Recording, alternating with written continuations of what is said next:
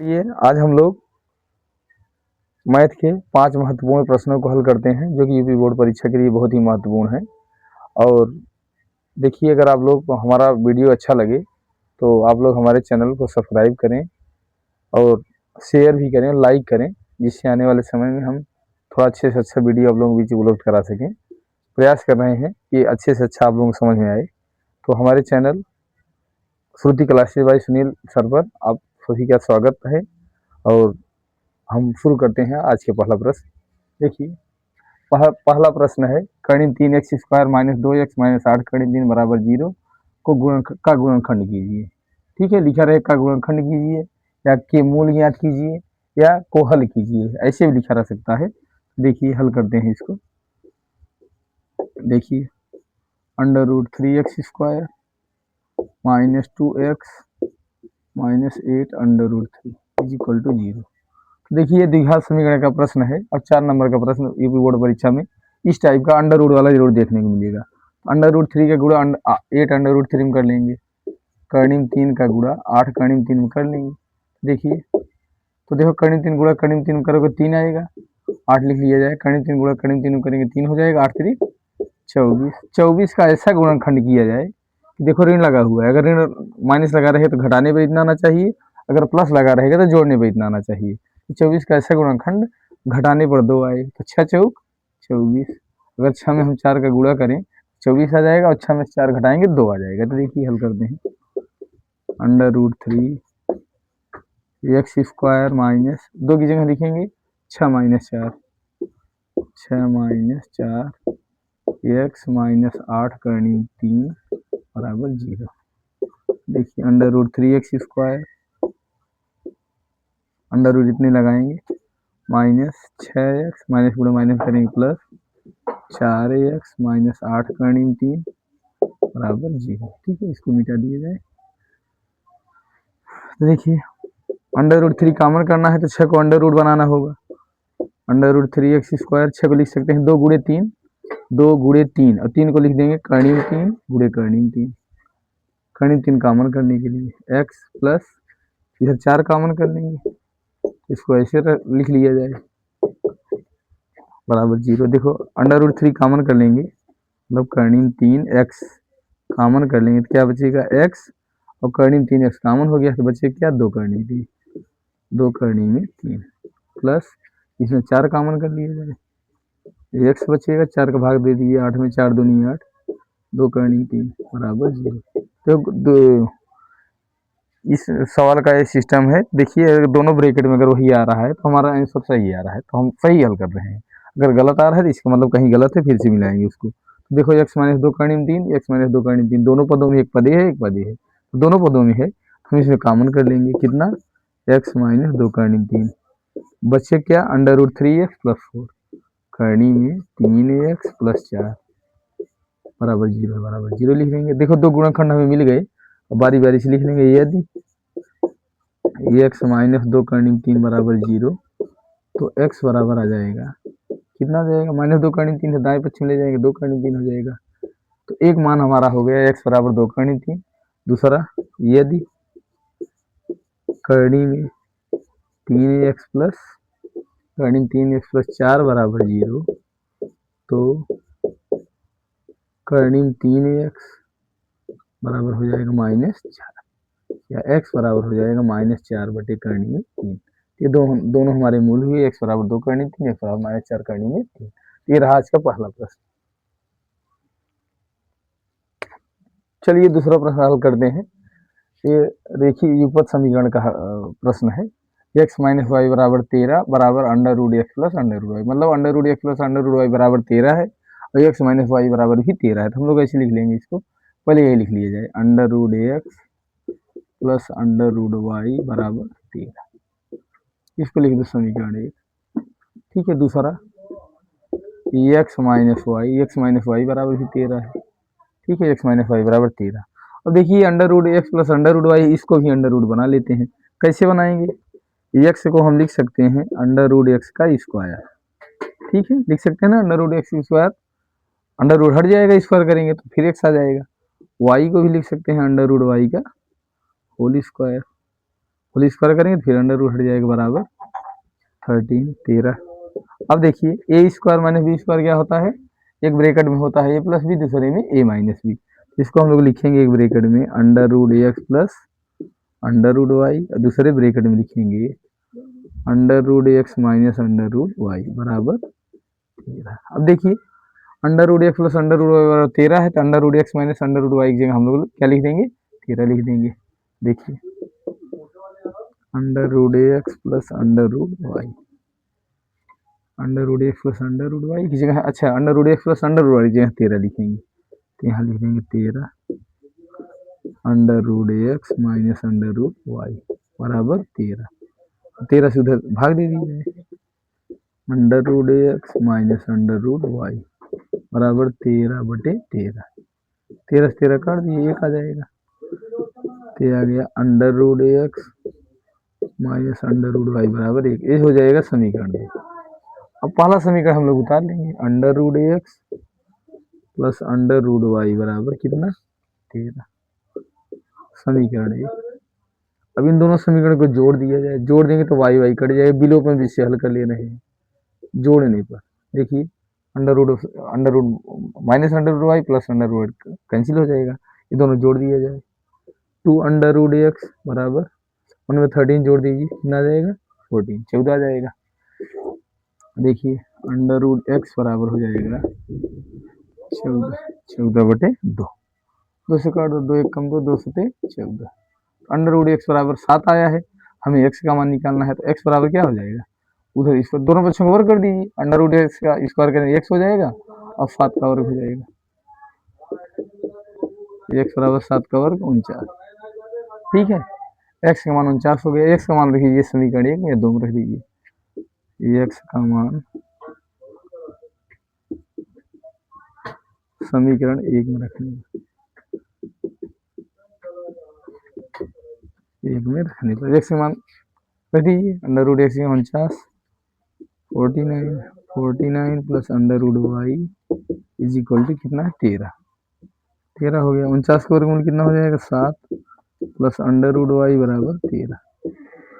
ठीक है, अब देखिए अंडर रूट वाई बराबर हो जाएगा अंडर रूट वाई बराबर 13, 7 को उधर ले जाइए -7 घटा दीजिए, अंडर रूट वाई बराबर 13 7 घटा दो 6 आ जाएगा, दोनों पक्षों को वर्ग कर लेंगे, या वाई ये क्या हो जाएगा वाई घाते का 2 लिखोगे, उधर जाएगा 6 घाते 2 हो जाएगा, दोनों पक्षों को वर्ग ही कर दिया जाएगा, वाई बराबर कितना हो जाएगा 6 का वर्ग 36, 6 का वर्ग हो जाएगा 36। अगर उत्तर की जांच करना है तो एक्स बराबर 49 वाई बराबर 36 रख दिया जाए, एक्स बराबर 49 रखेंगे तो इसका वर्गमूल 7 हो जाएगा, वाई का मान 36 रखेंगे तो इसका वर्गमूल 6 हो जाएगा, 7 6 13 आ जाएगा।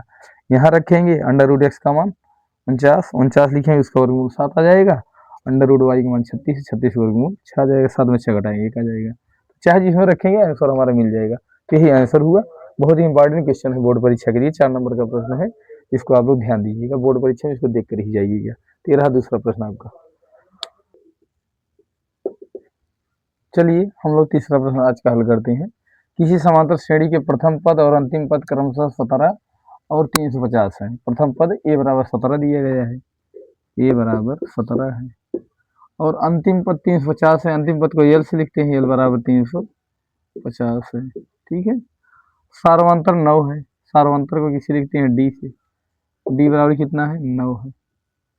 तो इसमें कितने पद हैं, मतलब एन का मान ज्ञात करना है, हमें एन ज्ञात करना है और इनका योगफल ज्ञात करना है। योगफल किसी लिखते हैं H N, summation of N, S N. ठीक है, तो हम लोग फार्मूला लगाएं, पहले देखिए, पहले एन पद का फार्मूला लगा लेंगे, ए एन बराबर A plus N minus 1 into D. यदि अंतिम पद एल हो तो एल बराबर हो जाएगा एल बराबर A plus N minus 1 into D. तो एल बराबर कितना दिएगा 350, 350 लिख देंगे, बराबर ए का मान 17 है, प्लस एन माइनस एन का मान निकालना है, एन माइनस 1 और डी का मान 9 है, 9 लिख देंगे। अब पहले 17 को इधर कर लेंगे, 350 माइनस 17 बराबर एन माइनस 1 इंटू 9। ठीक है, तो 350 में 17 घटा देंगे, 10 में 7 गए 3, 4 में से गए 3 ना, और फिर यहाँ 4 में से गए 3, तो 3 बचेगा 333 बटे 9 कर लीजिए, बराबर एन माइनस 1। देखिए काट दीजिए इसको, 9 3 27 9 चौक 36 तो होगा ना, 9 तिरिक 27, 13 7 गए 6 63 हो जाएगा, 9 7 63। एक इधर लाएंगे, देखो काट देंगे इसको तो कई बार जाएगा 37 बार, ठीक है। और 1 इधर लाएंगे, 37 plus 1 37 plus 1 is equal to n, या n बराबर 37 में जोड़ दीजिए 38, ठीक है। n बराबर 38, पदों की संख्या आ गई 38। अब देखिए कितना इनका योगफल ज्ञात करना है, यस एन बराबर n/2 a प्लस a, ठीक है। तो n का मान कितना आया है 38, 38 आया है, 38/2। और a का मान कितना है, a का मान 17 है, 17 लिख दिया जाए, 17 प्लस यल का मान 350, 350 प्लस काट दिया, 2 से काट दो 38 को, कितनी बार जाएगा 19 बार जाएगा, 19 हो गया, गुड़े इसको जोड़ दो 7 और 5 में जोड़ेंगे 6, 367, 19 से गुड़ा कर दो, 19 सत्ते 19 गुड़ा कर दीजिए, चाहे गुड़ा ऐसे कर लो, 367 गुड़े 19 करके, या 19 पढ़ा याद कर लीजिए, 963 की 3 हासिल 6, 9 6 54, 54 6 60, 9 तिरिक 27, 27 6 33, 1 7 7 हो जाएगा, 1 6 6 दिक्कत नहीं, यही बगल में गुड़ा कर लेंगे, कोई दिक्कत नहीं है, 3 7 6 3 9 3 3 6, 6973, 6973, यही आंसर हो जाएगा, ठीक है। तो आज के लिए आज का ये तीसरा प्रश्न रहा, हल कर लीजिए, गुड़ा उड़ा करना हो तो ये बगल में कर लीजिए, कापी में ही आप लोग बगल कर सकते हैं, देख लीजिए इसको, ठीक है। आज का तीसरा प्रश्न था आप लोगों के सामने। देखिए चौथा प्रश्न आप लोगों के सामने निर्देशांक ज्यामिति के प्रश्न है, 4 नंबर में ये आएगा, और बहुत ही इंपॉर्टेंट क्वेश्चन है, ये भी परीक्षा में देता है। बिंदु ए -4, -3 और बिंदु बी 5, 2 से खींचा जाने वाला रेखाखंड एक्स अक्ष को किस अनुपात में विभाजित करता है, तो लिखेंगे माना एक्स अक्ष को, माना एक्स अक्ष को m1 अनुपाते m2 के अनुपात में विभाजित करता है, अनुपात में विभाजित करता है,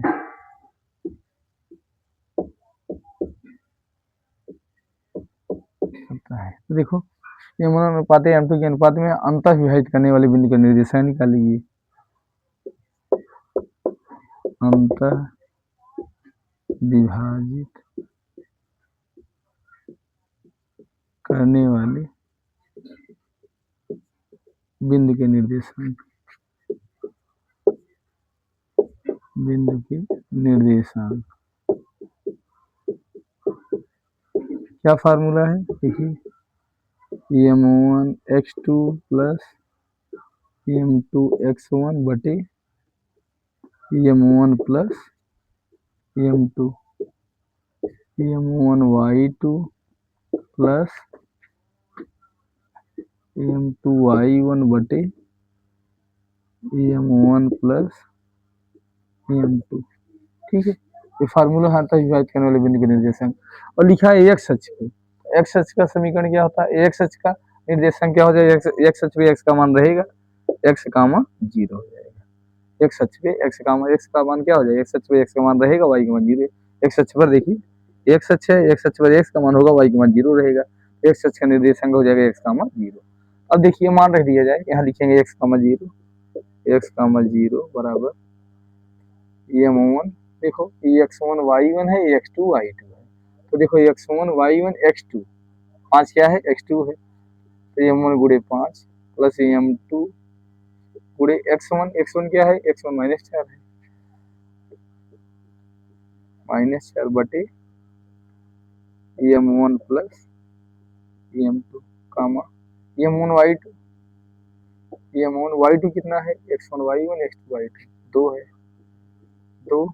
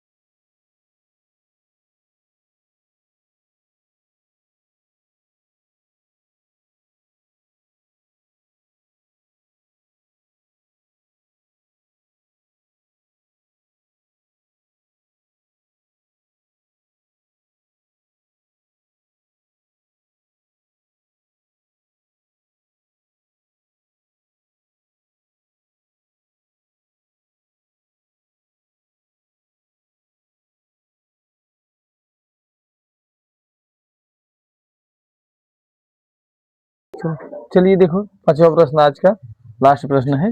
वर्ग अंतराल बारंबारता दिया है, इसका इसकी का समांतर माध्यम का समांतर माध्य याद कीजिए।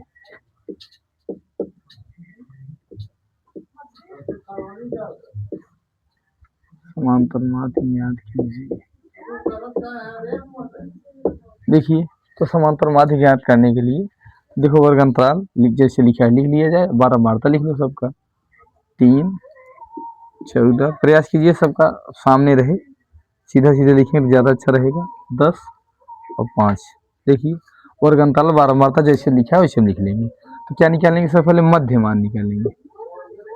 मध्यमान बारंबारता को एफ से लिखते हैं, मध्यमान को एक्स से लिखते हैं। देखिए मध्यमान कैसे निकालेंगे, 0 में 10 जोड़ेंगे और उसका आधा करेंगे। 0 + 10 आधा करने के लिए 2 का भाग दे देंगे, क्या हो जाएगा 10/2। 2 पंचे 10, 5 आ गया, 5 लिख लेंगे। ठीक है, ऐसे 20 में 10 जोड़ेंगे 30, 30 का आधा करेंगे 15 आ जाएगा। ठीक है, 10-10 का अंतर है, 10-10 जोड़ते चले जाओ। देखो 10 10 से 20, 20 से 30, समय 10-10 का अंतर है, इसमें 10-10 जोड़ते चले जाएंगे। देखिए 5 15 25 35 और ये लास्ट वाला 45। ठीक है,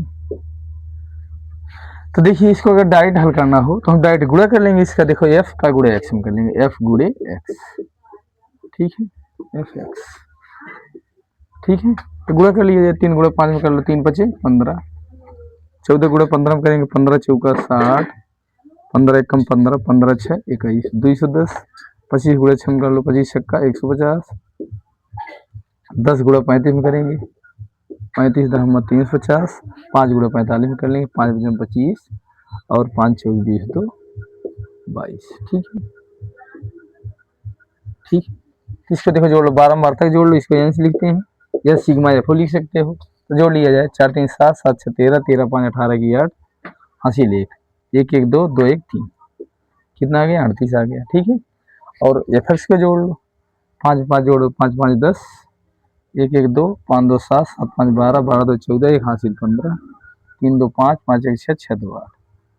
ये हमारा हो गया सिग्मा एफ एक्स। थोड़ा सा बड़ा लिख दे रहे हैं, सिग्मा एफ एक्स। ठीक है, एफ एक्स है सिग्मा एफ एक्स, सब सिग्मा एफ एक्स मतलब सबका जोड़। देखिए 5 5 10 की 0 हासिल 1 1 1 2 2 1 3 5 3 8 8 5 13 13 2 15 की 5 हासिल 1 2 1 3 3 1 4 4 3 7 7 2 में कहीं गलत हो गया क्या, फिर जोड़।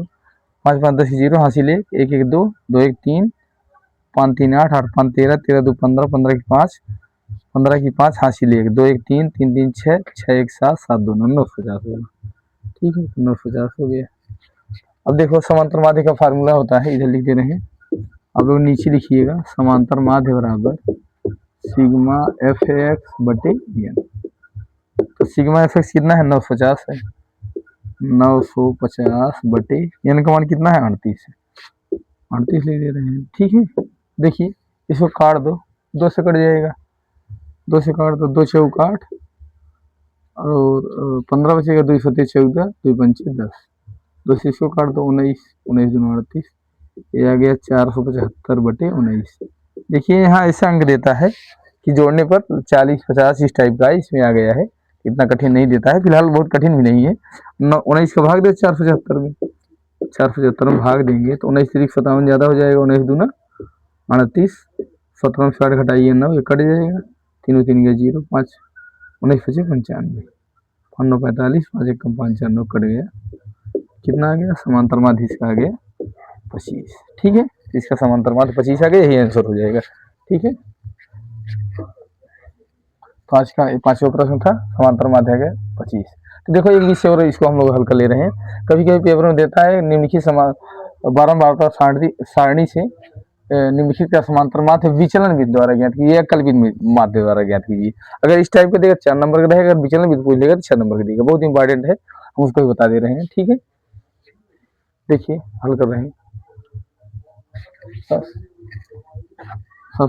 देखिए उसके लिए भी हम लोग क्या करेंगे, वर्ग अंतराल बारंबारता दिया रहेगा, मध्यमान ज्ञात कर लेंगे, मध्यमान इसमें भी निकाला जाएगा, 2 3 कॉलम बढ़ जाएगा, लेकिन क्या कहते हैं कैलकुलेशन थोड़ा सरल हो जाएगा उसमें।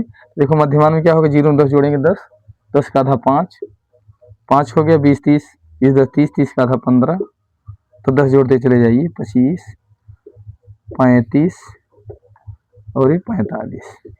ठीक है, ये हो गया मध्यमान। उसके बाद हम लोग अगला कॉलम निकालेंगे कल्पित माध्य, नहीं विचलन। अगला कॉलम हमारा होगा विचलन। विचलन का फॉर्म, विचलन बराबर क्या होगा, ये देखो एक्स है, विचलन को डी से लिखते हैं, थोड़ा सा नीचे लिख दे रहे हैं। विचलन को किसे लिखते हैं, डी से। तो डी बराबर होता है एक्स माइनस, देखिए पहले विचलन मान लीजिए वो कल्पित माध्य, 5 15 25 35 45 में कोई एक पद कल्पित माध्य मान लीजिए।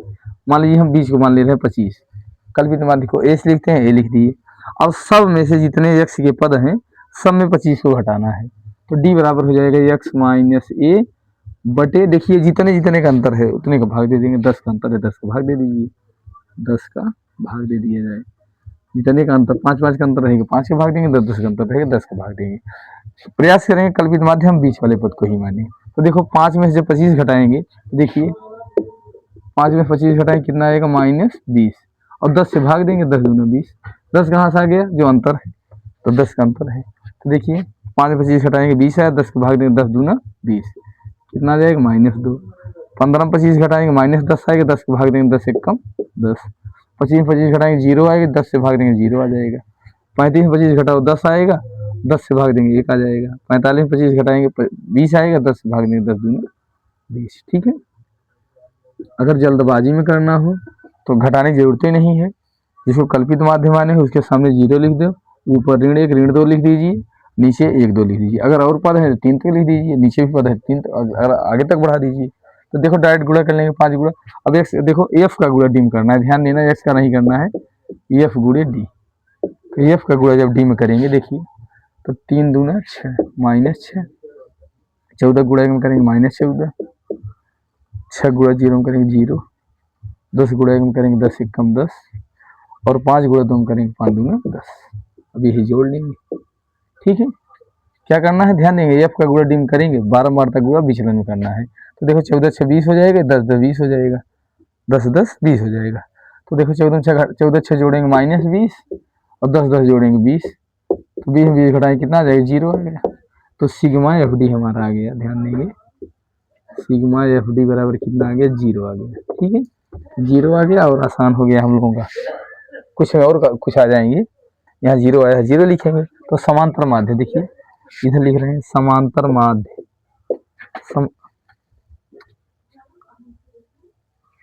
तो देखिए समांतर माध्य का फार्मूला होता है, इसके लिए थोड़ा सा फार्मूला चेंज होगा, a plus sigma F D good बटे एन गुड़े सी आई, या एच से लिख सकते हैं, किसी की किताब में एच से लिखा है कोई, और कहीं कहीं सी आई, कोई दिक्कत नहीं, चाहे एच लिखिए चाहे सी आई लिखिए।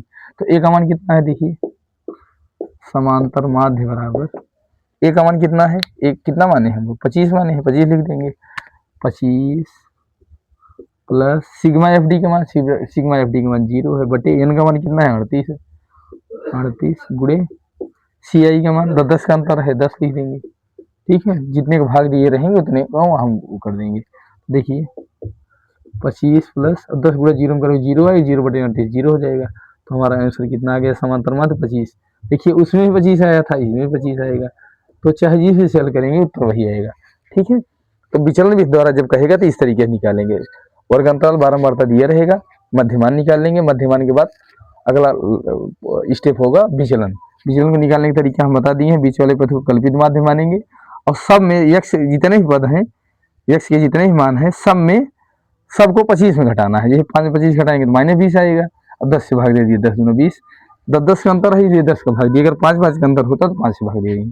ठीक है, और अगर आसानी से करना है तो कल्पित माध्य, बीच वाले पद को कल्पित माध्य मान लीजिए, उसके सामने 0 लिख दो, ऊपर जितने भी पद हैं, 3 पद है तो ऋण 1 ऋण 2 ऋण 3 लिख दीजिए, और पद है तो ऋण 4 लिख दो, नहीं तो ऋण 1 ऋण 2 लिख दीजिए, नीचे 1 2 हो गया। ठीक है, गुणा कर दीजिए एफ का डी में, 3 दूना 6, 14 1 कम 14, 6 0 6 गुणा 0 0, 10 से कम 10 हो जाएगा, 5 गुणा 2 करेंगे 10 हो जाएगा।